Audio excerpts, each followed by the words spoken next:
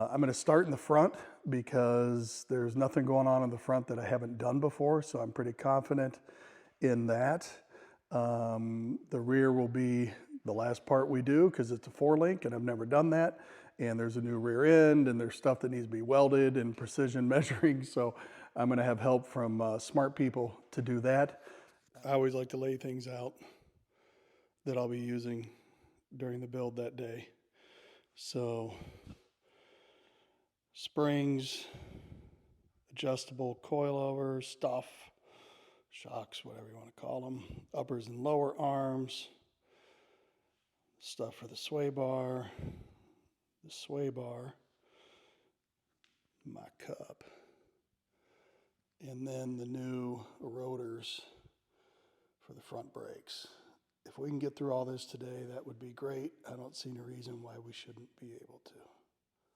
I don't think I'm going to spend a lot of time on disassembly because it's all pretty cut and dried, and a lot of us feel really comfortable taking things apart. It's putting the new stuff on that makes it more difficult. And quite frankly, if you can't take the stuff off, it's probably a project you shouldn't be doing to put the new stuff on, at least without some guidance and some help. But YouTube is great for that. Look it up if you're not sure. But getting this stuff off is all pretty cut and dried. So we'll just start removing.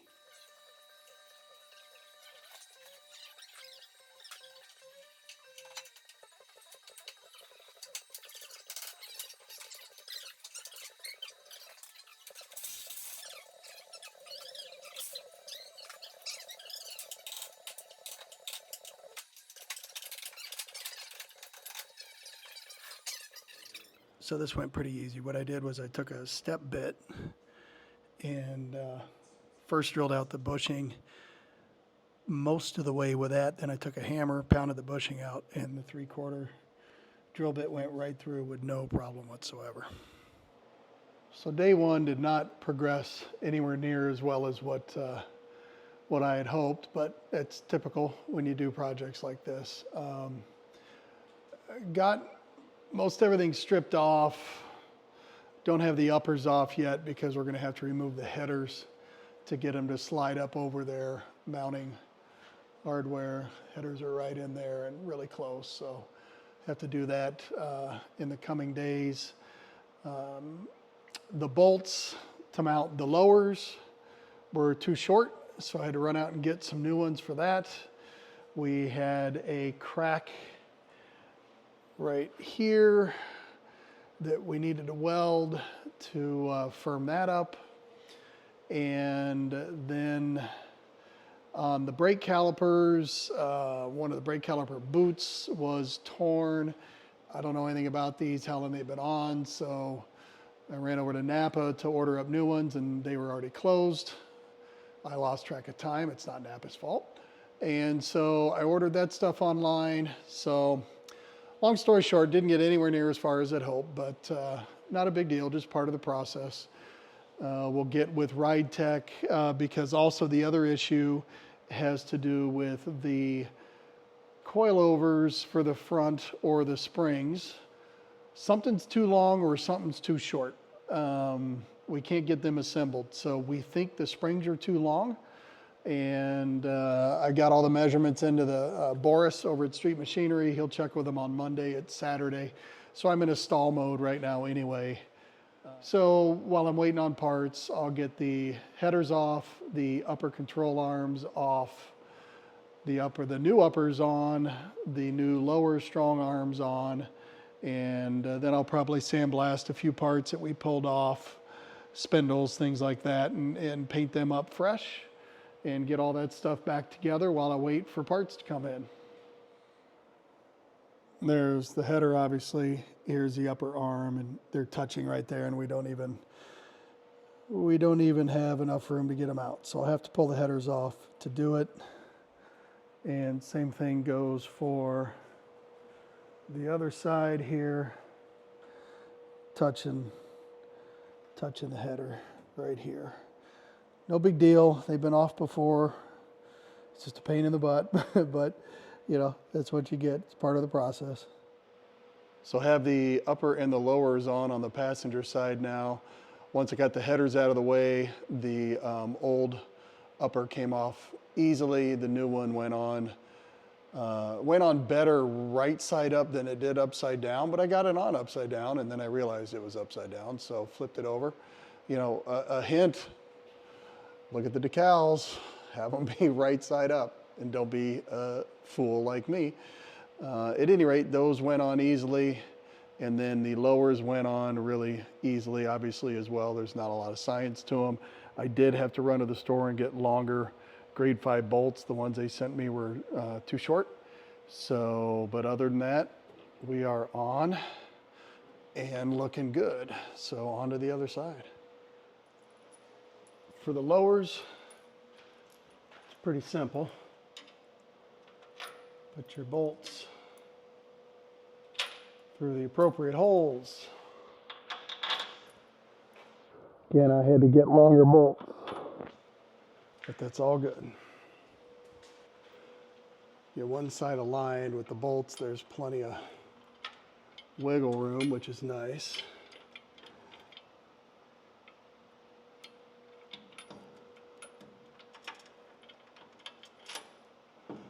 And then I just take a nut and just get it started. Yeah, there's no washer or anything. It doesn't matter right now. All I want to do is just have this hold, which that will do now, so that I can come to this side with a washer.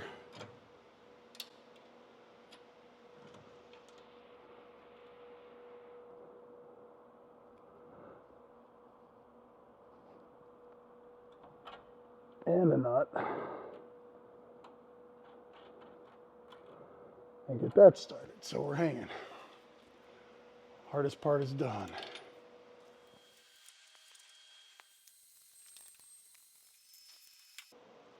Just because I don't want to scratch up the powder coating.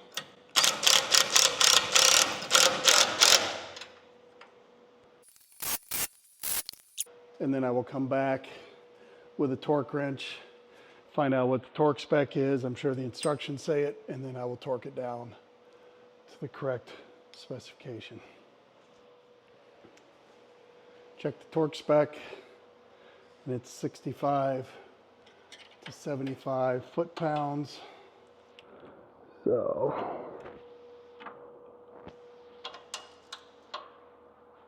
I've got the torque wrench set to 70.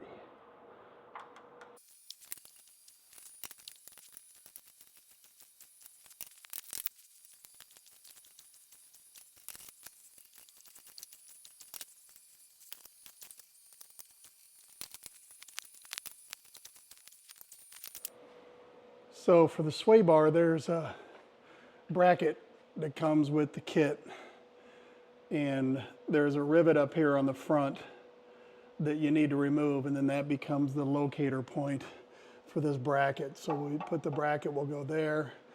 It'll fit flush up against here, and then we'll have to drill a couple holes to mount it. So then the sway bar bushings and stuff will mount in line. So got to remove this rivet. The one on my other side is not there. It looks like this car has been in an accident at some point in its life.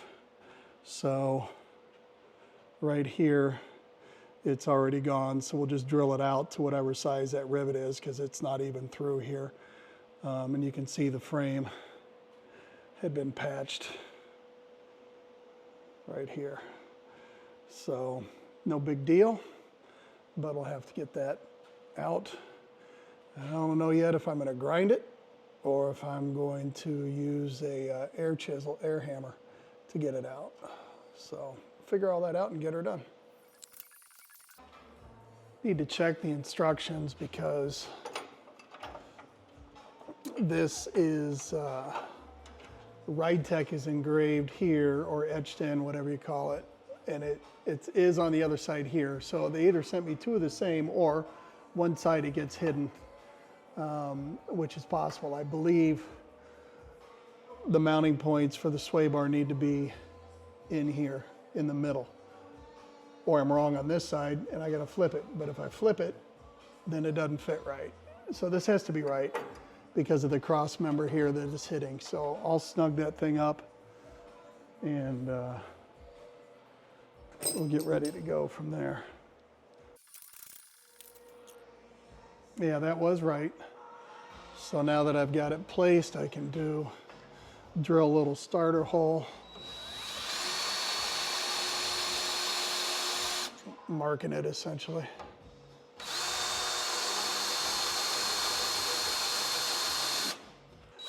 And start drilling with a smaller bit first.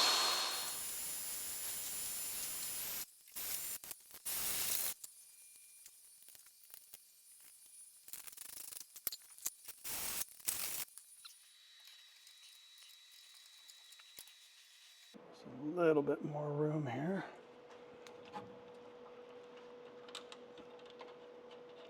There we go. Again, just hand snug for now. And that'll fit perfect. I like it. Pretty easy once it's all,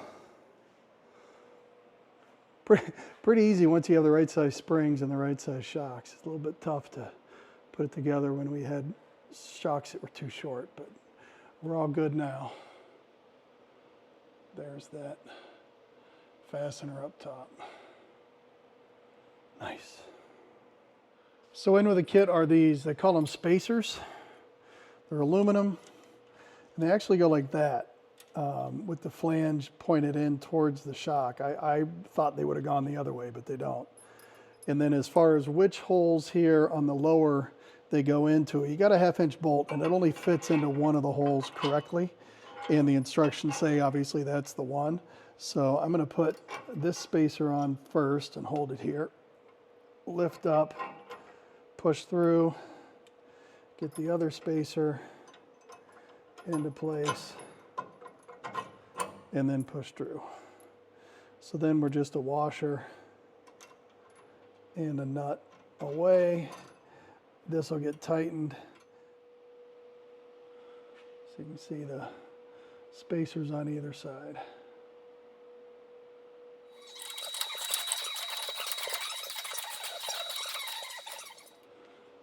I'm using the same spindles that were already on the car. I just sandblasted them and painted them to make them look a little prettier.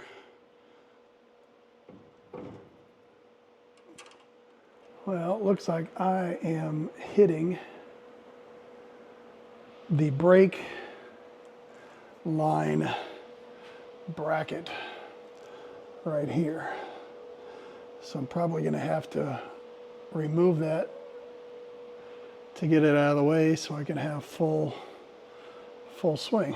Like on the passenger side, I cut off that bracket right there that was causing the interference with this upper arm. So you can see we got no issues now, and then I'll just weld it back on when it's time to put the brake stuff on, so we should. So the spindle should go on fine now.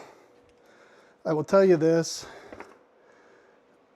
as I've gotten into doing this kind of stuff, and I've gotten to know some people that do it for a living, something that Boris at Street Machinery in Cleveland told me a long time ago. He goes, Chase, we are always clearancing stuff all the time. Nothing just bolts up and goes into place. So when I first started doing this, something like that bracket would stress me out, and I'd be like, oh no, we got a big problem.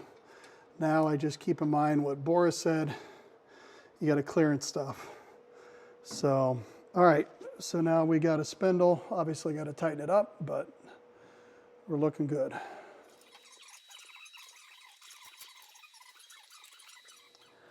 Reading the instructions on the sway bar install, the photos show an older mount. They've got this new high-tech one. I really like it. Looks really cool. Obviously, you got to remove the protection here. Then they want you to get out the rubber gasket and use white lithium grease on that. So I've got a tube of white lithium that's old, but it'll work. Squeezed out a bunch and just gonna work on lubing up all of this area. Instructions don't show you exactly where to mount this, but it shows you close enough. and it's right at the 90-degree bend. So I'll put it on, and if I'm wrong, we just wipe off the residual stuff and move it somewhere else.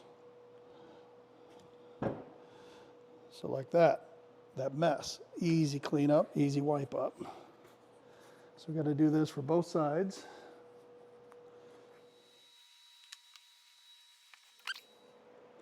So to put the sway bar in, if you're doing it by yourself, you got to be somewhat creative. I don't know that I'll put the bolts in this way, but if I can get at least one in and a nut on it, which I have, then that'll hold that in, and it'll allow me to do the same thing over on this other end, which will at least get it hanging like it is now. And then these will sway up, and there's a link that connects them to the lower arm once you get everything dialed in. And this is where it's nice to have that white lithium grease, because you can move the bar side to side as you need to get everything in right. So, snug for now is fine. And we'll move to the other side here and try to put a longer bolt in the area where it's going through the frame.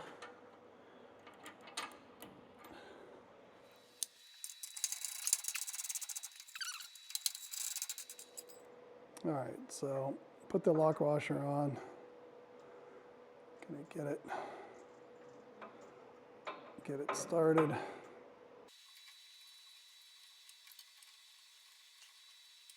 And again, I'll have to go to the other side to push up in order to get all this stuff in.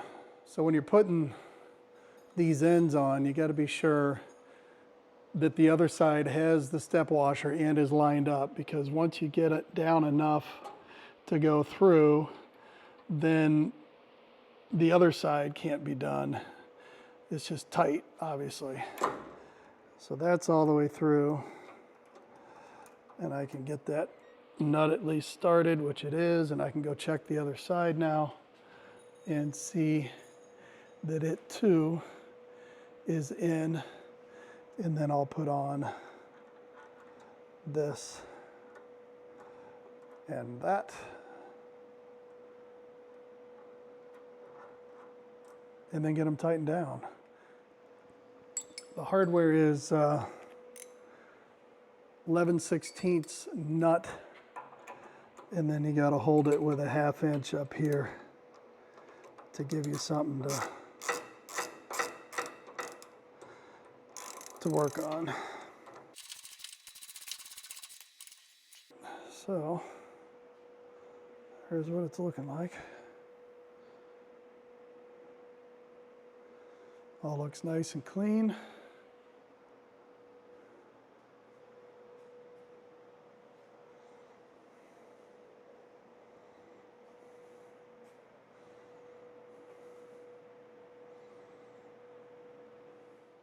There are 4 grease zerks that you need to put in once you get the spindles in, or actually they're on the arms. You can probably do it even before you put the arms on, but 1 on each upper, 1 on each lower.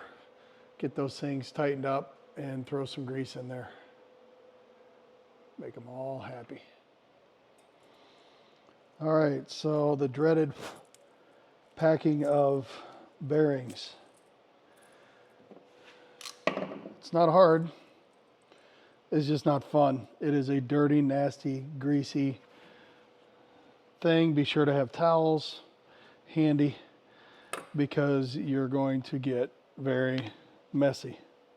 High temperature disc drum brake wheel bearing grease. A lot of people have a lot of different ways of doing this. A friend of mine taught me this. Load your hand up, grab the bearing, and just start pushing down and scooping it in.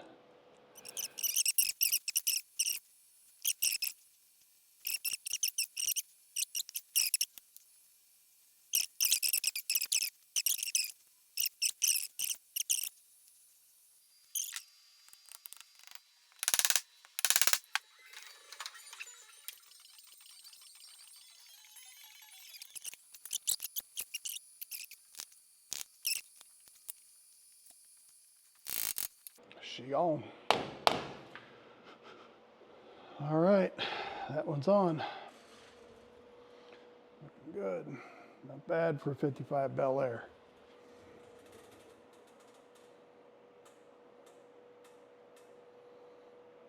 Definitely going to change the attitude of this car.